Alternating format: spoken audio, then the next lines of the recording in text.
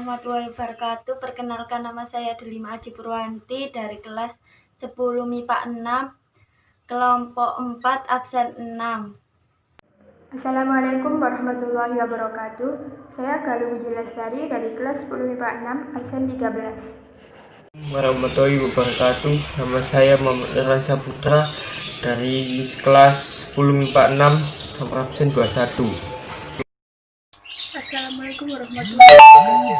Perkenalkan, nama saya Serega Margareta dari kelas 10 MIPA 6, nomor absen 29. Di sini Assalamualaikum warahmatullahi wabarakatuh. Perkenalkan, nama saya Sinta Purbawati Valina Azhara dari kelas 10 MIPA 6, absen 31. Assalamualaikum warahmatullahi wabarakatuh. Nama saya Syafira Sendeng, kelas 10 MIPA 6, absen 33.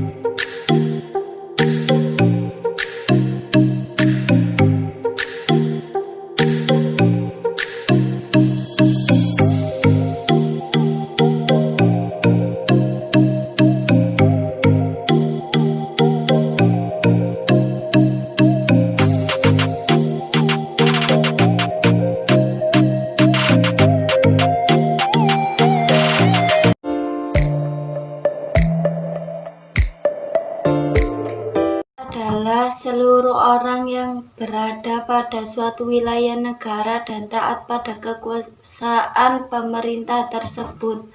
Penduduk adalah orang-orang yang berada dalam suatu wilayah dan terkait oleh aturan-aturan yang berlaku dan saling berinteraksi satu sama lain secara menerus. Warga negara adalah orang yang berdasarkan hukum terjadi penduduk suatu negara. Di sini saya akan menjelaskan tentang asas-asas kewarganegaraan di Indonesia. Asas kewarganegaraan adalah dasar berpikir untuk menentukan masuk atau tidaknya seseorang dalam suatu negara tertentu. Asas kewarganegaraan dibedakan menjadi dua. Yang pertama yaitu asas kedaerahan atau asas tempat kelahiran, dan yang kedua yaitu asas keturunan.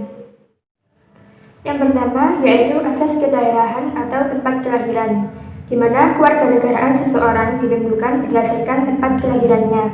Misalnya ada seorang anak lahir di negara B, maka anak tersebut menjadi kewarganegaraan B meskipun orang tuanya tidak berkewarganegaraan B. Jadi menurut asas ini, kewarganegaraan seseorang tidak dilihat dari kewarganegaraan orang tuanya, melainkan dari di mana dia dilahirkan. Yang kedua yaitu asas keturunan, di mana kewarganegaraan seseorang ditentukan berdasarkan kewarganegaraan orang tuanya. Misalnya ada seorang anak lahir di negara B, tetapi orang tuanya berkewarganegaraan A, maka dia mengikuti kewarganegaraan orang tuanya. Jadi menurut asas ini, kewarganegaraan seseorang selalu mengikuti kewarganegaraan orang tuanya, meskipun dia tidak dilahirkan di negara yang sama. Sekian penjelasan dari saya tentang asas-asas kewarganegaraan. Terima kasih. Saya Muhammad Rasa Putra dari absen 21 akan menjelaskan tentang cara dan bukti memperoleh kewarganegaraan. Dalam menentukan status kewarganegaraan seorang, pada umumnya pemerintah suatu negara menggunakan dua sesel sebagai berikut. Yang pertama A, sesel aktif, yaitu seorang harus melakukan sesuatu dengan hukum dengan melakukan tertentu secara aktif untuk menjadi warga negara atau yang biasa disebut naturalisasi biasa. Yang kedua, sesel pasif, yaitu seseorang dengan sendirinya dianggap menjadi warga negara dan melakukan sesuatu dengan hukum secara tertentu atau yang disebut sesel istimewa. Pada kenaikan tersebut, warga negara dalam suatu negara pada dasarnya memiliki dua hak berikut sebagai berikut, yaitu adalah hak opsi, hak adaptasi, dalam memperoleh kewarganegaraan Indonesia diatur menurut Undang-Undang Nomor 12 Tahun 2006. Di sini saya akan menjelaskan tentang status kewarganegaraan. Adanya perbedaan dalam menentukan kewarganegaraan di beberapa negara, baik yang menerapkan asas usul maupun usul nonis, dapat menyebabkan dua kemungkinan status kewarganegaraan seorang penduduk, yaitu apatrida. Apatrida adalah adanya seorang penduduk yang sama sekali tidak mempunyai kewarganegaraan. Yang kedua adalah bipatrida. Bipatrida adalah adanya seorang penduduk yang mempunyai dua macam kewarganegaraan sekaligus. Status kewarganegaraan baik apatrida maupun bipatrida dapat menimbulkan masalah dalam suatu negara. Saya akan menjelaskan tentang syarat untuk menjadi warga negara Indonesia. Secara umum, Undang-Undang Nomor 12 Tahun 2006 tentang Kewarganegaraan Republik Indonesia mengatur bahwa permohonan pewarganegaraan Indonesia dapat diajukan oleh pemohon dengan kriteria sebagai berikut.